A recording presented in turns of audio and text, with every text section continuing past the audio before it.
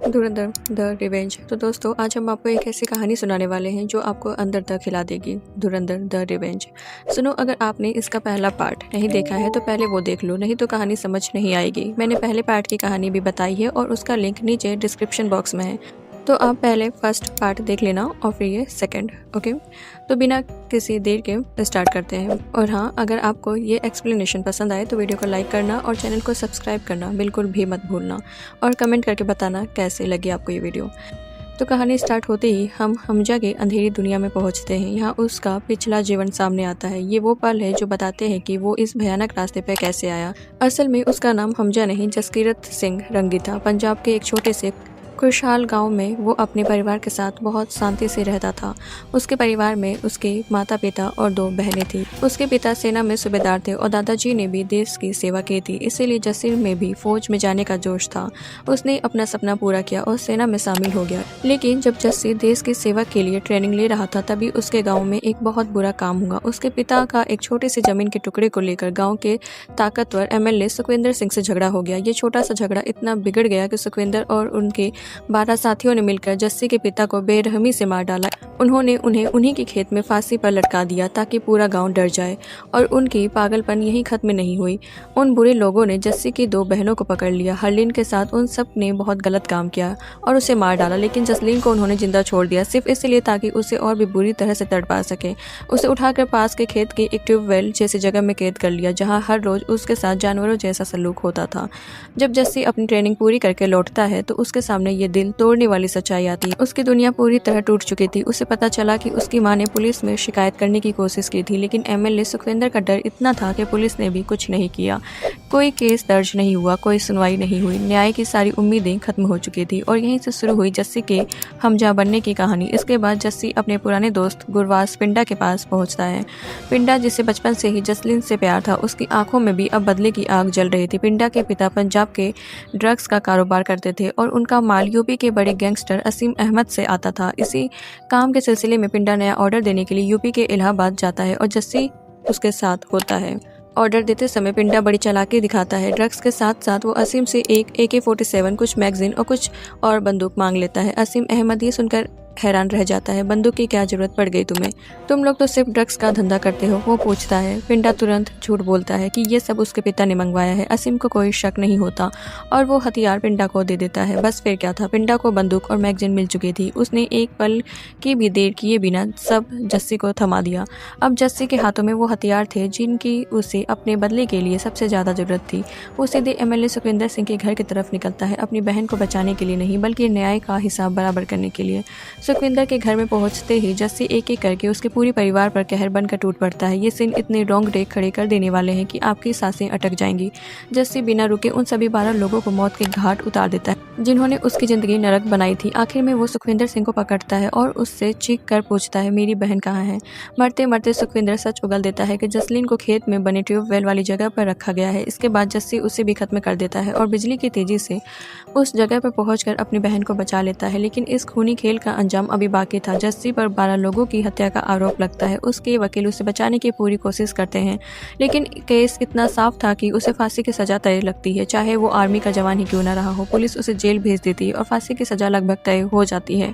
जब उसे कोर्ट से जेल वापस ले जाया जा रहा था तो उसने अपने दोस्त पिंडा से कहा उसकी बहन और माँ का ध्यान रखे। कुछ दिनों बाद जब पुलिस उसे जेल से कोर्ट ले जा रही थी तो रास्ते में अचानक कुछ लोग पुलिस की गाड़ियों पर हमला कर देते हैं। इस अफरा तफरी का फायदा उठाकर वो लोग जस्सी को किडनैप करके अपने साथ ले जाते हैं। और आपको पता है ये लोग कौन थे? ये कोई और नहीं बल्कि कुख्यात अजय सान्याल के आदमी थे। यही वो पल था जब जसकीरत सिंह की जिंदगी में अजय सान्याल और शशांक बंसल की एंट्री होती है और यहीं से उसके हमजा बनने का सफर स्टार्ट होता है। फिर उस अंधेरी रात में जस्सी की मुलाकात अजय सान्याल से होती है। सान्याल उसे सीधा प्रस्ताव देते हैं, तुम्हें फांसी के फंदे से मैं बचा सकता हूँ, लेकिन इसके बदले तुम्हारी पूरी जिंदगी मेरी होगी। यह सुनकर जस्सी गुस्से से भर उठता है। वो साफ मना कर देता है, अब मुझे किसी पर भरोसा नहीं है। वो गुस्से में कहता है, मैंने हमेशा देश के लिए सोचा, लेकिन मुझे अब ये सब नहीं सही लगता। उसकी आंखों में टूटी हुई उम्मीदें और विश्वास साफ दिखाई दे रही थी, लेकिन अजय सान्याल एक होशियार खिलाड़ी था। वो जस्सी को समझाता है, ये सिर्फ तुम्हारी ज़िंदगी नहीं, ये इस देश के लिए एक दूसरा मौका है। तुम अपनी कहानी खुद लिख सकते हो, अपने तरीके से इंसाफ कर सकते हो। और फिर वो सबसे बड़ा दाव खेलता है, जो जस्सी को यकीन दिलाता है कि उसकी माँ और बहन का ख्याल वो खुद रखेगा। इस बात ने जस्सी को अंदर तक छू लिया। अपनी माँ और बहन की सुरक्षा की गारंटी मिलते ही जस्सी की टूटी हुई आत्मा को एक नई उम्मीद मिल जाती है और वो मान जाता है। इसके बाद जसकीरत सिंह रंगी मर जाता है और हमजा का जन्म होता है।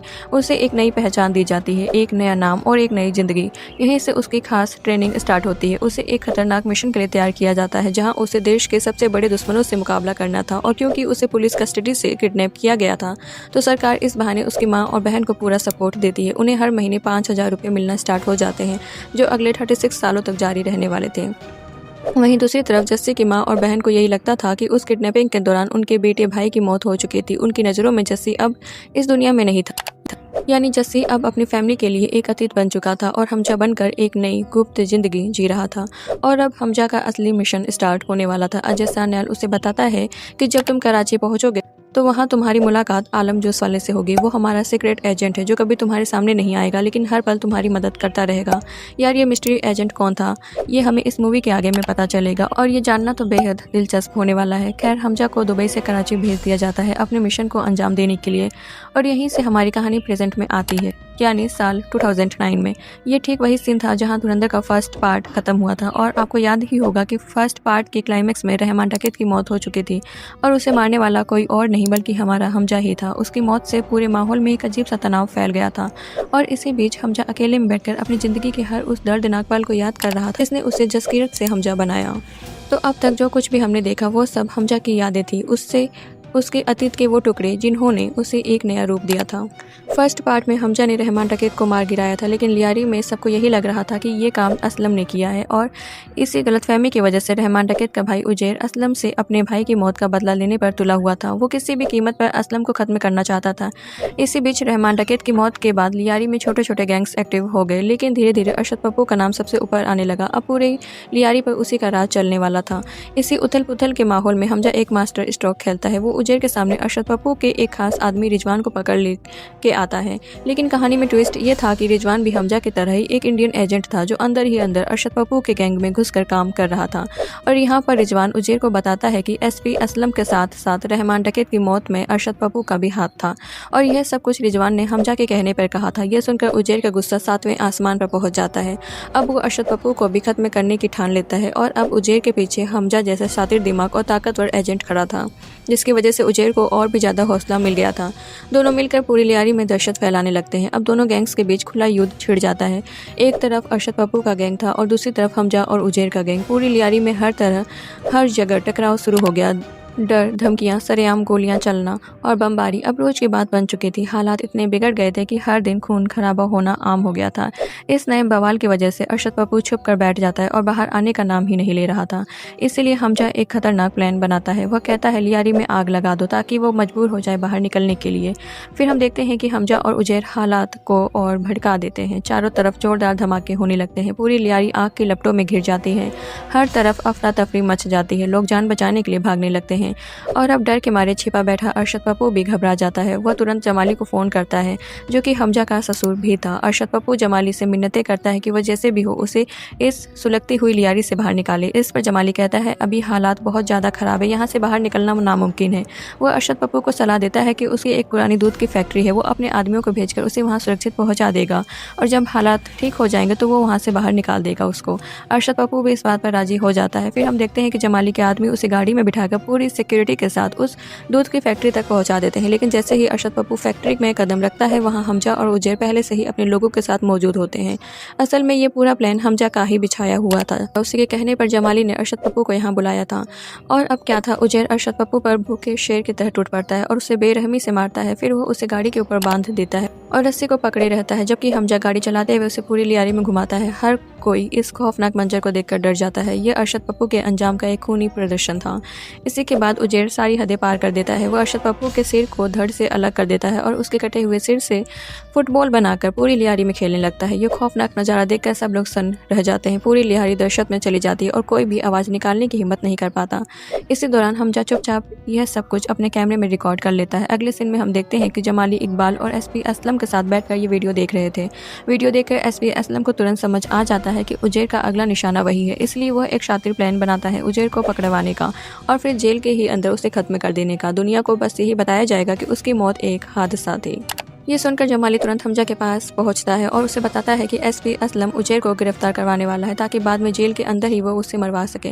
ये सुनते ही हमजा तुरंत उजेर को समझाता है कि वह कुछ दिनों के लिए दुबई चला जाए, यहाँ का सारा मामला वो खुद संभाल लेगा। लेकिन असली गेम कुछ और ही था। असल में हमजा खुद भी यही चाहता था कि उजेर यहाँ से हट जाए, क्योंकि उसके अपने कुछ और ही इरादे थे और अब धीरे धीरे वे सामने आने वाले थे। दरअसल हमजा का पूरा प्लान ही यही था कि अगर उजेर यहाँ से हट जाए तो पूरी लियारी पर सिर्फ हमजा का ही राज रह जाता है, क्योंकि बाकी सारे गैंग्स को तो वो पहले ही खत्म कर चुका था। लेकिन उजेर जाने से साफ मना कर देता है। वो कहता है चाहे कुछ भी हो जाए मैं एसपी असलम को मार कर ही रहूँगा, मुझे अपने भाई का बदला चाहिए। हमजा उसे समझाता है कि अभी हालात बहुत ज़्यादा ख़राब है, सही वक्त आने पर वो खुद उसे मौका देगा। काफ़ी समझाने बुझाने के बाद आखिरकार उजेर मान जाता है और दुबई के लिए निकल पड़ता है। और हमजा भी तो यही चाहता था। जैसे ही उजेर दुबई के लिए निकलता है हमजा सारी उसकी जानकारी दुबई पुलिस को दे देता है। इसका नतीजा ये होता है कि उजेर को दुबई एयरपोर्ट पर ही पकड़ लिया जाता है और अब बस यहीं से हमजा लियारी का नया किंग बन जाता है। अब पूरे इलाके पर उसी का राज था और वो इकबाल और शरानी के साथ भी अपने रिश्ते को और मजबूत कर लेता है। वहीं दूसरी तरफ एसपी असलम को देखते हैं जो 4 बेगुनाह बलोच लड़कों को पकड़ता है। उन्हें आतंकवादी बताकर वो एक झूठा एनकाउंटर कर देता है, मेडल भी ले लेता है और उन चारों को बेदर्दी से मार डालता है। चौंकाने वाली बात ये थी कि उन लड़कों में शरानी का बेटा भी शामिल था।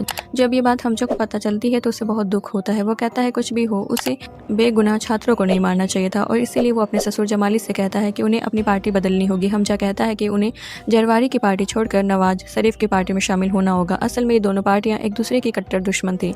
हमजा ये चाल इसलिए चलता है क्योंकि वो जरवारी को सत्ता से हटाना चाहता था, क्योंकि वो जानता था कि उसी के इशारे पर एसपी असलम ने उन 4 बेगुनाह बलोच लड़कों को मारा था। साथ ही हमजा ये भी समझ चुका था कि उन 4 बेगुनाह बलोच स्टूडेंट्स की मौत के बाद अब जरवारी की पार्टी ज़्यादा टिकने वाली नहीं है, क्योंकि लोगों के अंदर उसके खिलाफ गुस्सा बढ़ चुका था। और यही मौका देखकर हमजा ने पहले ही अपनी चाल चल दी थी। इसके बाद हमजा के कहने पर जमाली जरवारी की पार्टी छोड़कर नवाज शरीफ की पार्टी ज्वाइन कर लेता है। अब लियारी में राजनीति का खेल भी हमजा के इशारों पर चलने लगा था। अब बदले की आग में एक नई चिंगारी सुलगने लगी थी। हमजा यही नहीं रुकता, वो खुद भी नवाज शरीफ से मिलकर अपने रिश्ते मजबूत कर लेता है। इलेक्शन होते हैं और जैसा सोचा था जरवारी की पार्टी बुरी तरह हार जाती है। हर तरफ हमजा की पकड़ बन चुकी थी, राजनीति से लेकर अंडरवर्ल्ड तक। शरानी और बलोच दोनों के साथ उसके रिश्ते एकदम पक्के हो चुके थे और धीरे धीरे उसे रहमान डकैत की तरह शेर बलूच का दर्जा मिलने लगता है। खैर अब हमारी कहानी आगे बढ़ती है और साल 2014 आ जाता है। भारत में नरेंद्र मोदी प्रधानमंत्री बनते हैं और यहाँ से पूरा गेम बदल जाता है। अब हालात पहले जैसे आसान नहीं रहे थे, हर चीज़ पर सख्ती बढ़ चुकी थी और दाव भी ऊंचे हो गए थे। इसी दौरान में हमें इकबाल के पिता दिखाए जाते हैं जो कि सन 1971 की जंग में शामिल रहे थे। उनका अतीत काफ़ी गहरा और रहस्यमय था, लेकिन अब नए हालात को देखकर वो समझ चुके थे कि वो वक्त बदल चुका है। वो इकबाल से बहुत नाराज़ थे क्योंकि वो पहले की तरह खुलकर कुछ भी करना आसान अब नहीं था। सिक्योरिटी इतनी टाइट हो चुकी थी कि हर कदम पर खतरा बढ़ गया था और इसी वजह से वो अपने बेटे इकबाल पर खूब भड़क रहे थे। तभी अचानक इकबाल के पास बड़े साहब का कॉल आता है और यहीं से कहानी में एक नया ज़बरदस्त मोड़ आता है। हम देखते हैं कि इकबाल, जमाली, एसपी असलम सभी बड़े साहब से मिलने जाते हैं। हमजा को भी बुलाया गया था, इसलिए वह भी उनके साथ जाता है। जब ये लोग वहाँ पहुँचते हैं तो एक बहुत ही शानदार आलीशान घर हमें दिखाया जाता है, जहाँ अंदर एक बीमार आदमी लेटा हुआ था और ये बीमार आदमी कोई और नहीं बल्कि अंडरवर्ल्ड का सबसे बड़ा नाम दाऊद इब्राहिम था। इतना बड़ा डॉन सामने देखकर हमजा हैरान रह जाता है। उसने कभी सोचा भी नहीं था कि दाऊद और इकबाल ने हिंदुस्तान को अंदर से कमज़ोर करने के लिए ऐसे भयानक प्लान बनाए होंगे। यहीं पर हमें पता चलता है कि दाऊद पंजाब में नशीली चीज़ें बेचता है और वहाँ से जो पैसा आता है उसी पैसे से इकबाल और बाकी लोग हथियार खरीदते हैं और उन्हीं हथियारों का इस्तेमाल हिंदुस्तानियों पर करते हैं। खैर दाऊद यहाँ सभी को बताता है कि पंजाब से कुछ लोग ड्रग्स खरीदने यहाँ आने वाले हैं, क्योंकि वो पंजाब में ही ड्रग्स की सप्लाई करता है और दाऊद उन लोगों की देखरेख की जिम्मेदारी हमजा को सौंपता है। अब हमजा को सीधे दाऊद के नेटवर्क में शामिल किया जा रहा था और उसका मिशन अब और भी पेचीदा होने वाला था। हमजा ऐसा करना तो नहीं चाहता था, लेकिन मजबूरी में उसने हाँ कह दिया। और जब वो एयरपोर्ट पर पंजाब से आए उन लोगों को लेने जाता है तो उसे अपनी आंखों पर यकीन नहीं होता। उन 3 लोगों में से एक कोई और नहीं बल्कि उसका बचपन का जिगरी दोस्त गुरबाज पिंडा था। यह देखकर हमजा पूरी तरह शॉक हो जाता है, क्योंकि उसने कभी सोचा भी नहीं था कि उसकी बहन का पति यानी उसका अपना ही दोस्त इस काले धंधे में शामिल होगा। तो दोस्तों यहाँ पर हमजा तो पिंडा को तुरंत पहचान लेता है, लेकिन गुरबाज पिंडा उसे नहीं पहचान पाता। अब हमजा के बाल लंबे थे, दाढ़ी मूछें भी थी और बॉडी भी पूरी तरह बदल चुकी थी। खैर इसके बाद ये सभी लोग मिस्त्री के अड्डे पर पहुंच जाते हैं। वहाँ मिस्त्री ने पहले अजय सान्याल को प्लेन हाईजैक के वक्त से भगाड़ते हुए कहा था कि वो तो उनके पड़ोसी हैं लेकिन उनका कुछ बिगाड़ नहीं पाएंगे। अब मिस्त्री के सामने नशीली चीज़ों का ढेर लगा होता है और गुरबाज पिंडा उन सारी चीज़ों को बारीकी से चेक करता है। डील फाइनल हो जाती है। इसके बाद इकबाल को किसी जरूरी काम से जाना पड़ता है तो वो इन तीनों मेहमानों की जिम्मेदारी हमजा को सौंप कर वहाँ से चला जाता है। हमजा पंजाब से आए इन मेहमानों के लिए अपने घर में एक शानदार पार्टी रखता है। इस पार्टी में गुरबाज पिंडा जरूरत से ज़्यादा नशे में धुत हो जाता है। फिर वो हमजा से कहता है कि उसे वॉशरूम ले जाए। जब हमजा उससे वॉशरूम ले जाता है तो पिंडा उससे पूछता है क्या तुझे घर की याद नहीं आती। ये सुनकर हमजा पूरी तरह से हक्का बक्का रह जाता है क्योंकि अब हमें पता चलता है कि गुरबाज पिंडा ने असल में एयरपोर्ट पर ही हमजा को पहचान लिया था लेकिन उसने उसके सामने कुछ भी जाहिर नहीं किया था। और अब गुरबाज पिंडा नशे की हालत में हमजा से बताता है कि वो एक बिजनेसमैन है और भारत उसका देश नहीं, उसे अपना आज़ाद पंजाब चाहिए। इसलिए वो हमजा को बताता है कि जब हमजा की माँ के अकाउंट में हर महीने 5,000 रुपये आने लगे थे तभी उसे शक हो गया था कि हमजा जरूर एक हिंदुस्तानी एजेंट है और आज उसने ये अपने आंखों से देख भी लिया। वो हमजा से कहता जैसे अब हम साथ में बड़े हुए हैं, हिंदुस्तानी सिस्टम ने हमें कुछ भी नहीं दिया। और फिर वो हमजा को धमकी देता है कि वो उसके बारे में सबको बता देगा। अब हमजा उसे रोकने की काफ़ी कोशिश करता है लेकिन गुरबाज पिंडा होश खो चुका था, जान से मारने की कोशिश करता है। यहाँ दोस्तों की दोस्ती और देश की वफादारी दोनों दांव पर लग चुकी थी और फिर उन दोनों बचपन के दोस्तों के बीच जानलेवा हाथापाई शुरू हो जाती है। हमजा उसे मारना तो नहीं चाहता था, अपने दोस्त को मारना उसके लिए किसी नरक से कम नहीं था, लेकिन उसके पास कोई दूसरा रास्ता भी नहीं था। उस पागलपन में पिंडा उसे खत्म करने पर तुला था और न चाहते हुए भी हमजा को गुरबाज पिंडा को मारना पड़ता है। पिंडा के मारे जाने पर हमजा अंदर तक कांप जाता है, बुरी तरह डर जाता है। उसे पता था कि अब उसकी असलियत किसी भी वक्त सामने आ सकती है। लेकिन वहाँ तभी आलम आ पहुँचता है और अब आलम हमजा से कहता है मेरा यहाँ अब कोई काम नहीं, मैंने अपनी पूरी ज़िंदगी जी ली है लेकिन तुम इन सब में बहुत अंदर चले गए हो, तुम्हें अभी और आगे जाना है। और फिर आलम खुद गुरबाज पिंडा के खून का इल्ज़ाम अपने ऊपर ले लेता है और हमजा को वहाँ से तुरंत निकल जाने को कहता है। हमजा वहाँ से निकलता है और जैसे ही लोगों को पता चलता है कि गुरबाज पिंडा की मौत हो चुकी है, एसपी असलम और बाकी अफसर वहाँ पहुँच जाते हैं और आलम को पकड़ लेते हैं। आलम बिना किसी झिझक के बहुत ही आसानी से सबके सामने मान लेता है हाँ मैं एक हिंदुस्तानी जासूस हूँ और मैंने ही ये सब किया है। ये सुनते ही एसपी असलम उससे पूछता है तुम्हारे साथ यहाँ पर कौन कौन था। तभी हमजा वहाँ आता है और बिना किसी झिझक के सीधे आलम को गोली मार देता है। वहीं पर आलम की मौत हो जाती है। हमजा ये सब इसलिए करता है क्योंकि वो जानता था कि अगर आलम जिंदा रहा तो ये लोग उसे बुरी तरह टॉर्चर करेंगे कि वो बर्दाश्त नहीं कर पाएगा और आलम चाहे कितना भी टॉर्चर क्यों न सह ले, वो कभी हमजा का नाम उसके सामने नहीं बताएगा, बस दर्द सहता रहेगा। इस दर्दनाक अंत को रोकने के लिए हमजा ने ये कदम उठाया। लेकिन हमजा के सीधे सूट आउट की वजह से एसपी असलम और उमर को हमजा पर शक हो जाता है और इसलिए वो दोनों आपस में तय करते हैं कि अब वो हमजा पर कड़ी नज़र रखेंगे। और जब ये लोग आपस में बात कर रहे होते हैं तभी हमजा की वाइफ एलिना ये सब कुछ सुन लेती है। यहीं पर हमें पता चलता है कि हमजा का एक बच्चा भी है और उसकी वाइफ एलिना चौधरी एसपी असलम और उमर की सारी बातें सुन लेती है। फिर वो हमजा के कमरे में जाती है और उसके सारे सामान की तलाशी लेती है। काफ़ी देर की खोजबीन के बाद उसे एक डायरी मिलती है जिसमें हमजा ने अपने दुश्मनों के नाम लिखे थे। ये देखकर एलिना समझ जाती है कि हमजा असल में एक इंडियन एजेंट है। वहीं दूसरी तरफ हमजा अंदर से पूरी तरह टूट चुका था। आज उसने अपने ही हाथों से आलम को मार दिया था। उसके अंदर दर्द और गुस्से का सैलाब उमड़ रहा था। वो आलम को बहुत याद कर रहा था, उसे अपने ही साथी को जिसने उसकी ज़िंदगी के लिए अपनी जान दांव पर लगा दी मारना पड़ा था। खैर उसके बाद जब हमजा घर जाता है तो उसकी वाइफ एलिना उसके सामने बंदूक तान देती। वह गुस्से में आग बबूला थी और कहती है तुमने मुझे धोखा दिया और साथ ही मेरे देश को धोखा दिया। तुम एक हिंदुस्तानी एजेंट हो और तुमने मुझसे शादी की, मैं तुम्हें जिंदा नहीं छोड़ूंगी। और फिर हमजा उसे समझाता है मैं तुम्हारे देश का दुश्मन नहीं हूँ, मैं सिर्फ उन लोगों का दुश्मन हूँ जिन्होंने हमारे यहाँ इतने सारे लोगों को मारा। मुंबई ब्लास्ट में कितने सारे लोग मारे गए, ये सब मैंने अपनी आंखों से देखा है। ये लोग तुम्हारे देश के भी सगे नहीं है, ये तुम्हारे ही देश के स्टूडेंट्स को पकड़कर फर्जी एनकाउंटर कर देते हैं। ये लोग हिंदुस्तान से ज़्यादा खतरनाक तो पाकिस्तान के लिए हैं। ये सुनकर एलिना भी हमजा की बात को समझ जाती है और उसे एहसास होता है कि हमजा सही कह रहा है। और फिर वो कहती है एसपी असलम को तुम पर शक हो गया है, जो कुछ भी तुम्हें करना है जल्दी करो, लेकिन इन सब के बीच हमारे बच्चे को कुछ नहीं होना चाहिए। साथ ही वो हमजा को माफ़ भी कर देती है क्योंकि उसे पता था कि हमजा ने कुछ भी गलत नहीं किया है। दूसरी तरफ इकबाल के पिता फिर से उसे ताना दे रहे थे, लेकिन आज इकबाल इतने गुस्से में था कि उसने अपने ही पिता को बेरहमी से जान से मार दिया। हमजा अपने प्लान को सुरक्षित रखने के लिए एसपी असलम को अपने रास्ते से हटाने की तैयारी करता है क्योंकि एलिना ने उससे पहले ही बता दिया था कि असलम उस पर शक कर रहा है। हमजा नहीं चाहता था कि उसका प्लान और उसका राज सबके सामने खुल जाए। दूसरी तरफ दुबई से उजैर को पाकिस्तान लाया जा रहा था। असलम भी तय करता है कि रास्ते में उजैर को जेल से लाने से पहले वो उसे मरवा देगा ताकि उसका दुश्मन हमेशा के लिए खत्म हो जाए। तभी हमजा सीधा सरानी के पास जाता है और उसे बताता है तुम्हारे 4 बेगुनाह बलोच लड़कों को असलम ने मारा है, जिसमें तुम्हारा बेटा भी शामिल था। ये सुनते ही सरानी का खून खौल उठता है। वो हमजा से कहता है बस मुझे बता दो कि असलम कब और कहाँ से गुजरेगा, बाकी सब कुछ मैं खुद संभाल लूंगा। और हम देखते हैं कि हमजा ने पाकिस्तानी पुलिस में भी अपने कुछ आदमी लगा रखे थे। जैसे ही उन्हें पता चलता है कि असलम किस रास्ते से जा रहा है, वो ये जानकारी तुरंत हमजा को दे देते हैं। हमजा ये सब कुछ सरानी को बताता है और बलूचों की पूरी फौज अपने बेटे और साथियों का बदला लेने के लिए असलम के पीछे लग जाती है। लियारी में अब एक और खूनी खेल शुरू होने वाला था और मौका मिलते ही एक बलूच लड़का अपनी बम से लदी गाड़ी लेकर एसपी असलम की गाड़ी से टकरा देता है और ज़बरदस्त धमाका होता है और असलम वहीं पर ढेर हो जाता है। बलूचों ने अपना बदला ले लिया था। खैर, इसके बाद हम देखते हैं कि हमजा अजय सान्याल को बताता है कि दाऊद इब्राहिम 60 करोड़ की नकली करेंसी इंडिया भेजने वाला है। ये खबर जैसे ही अजय सान्याल तक पहुंचती है वो तुरंत प्रधानमंत्री को इसकी सूचना दे देते हैं और इसके बाद भारत में 500 और 1000 के नोट बंद कर दिए जाते हैं। इसी वजह से पूरे देश में अफरा तफरी मच जाती है और इस सब की वजह से आतिफ अहमद भी पूरी तरह से हिल गया था और उससे समझ नहीं आ रहा था कि वो क्या करे।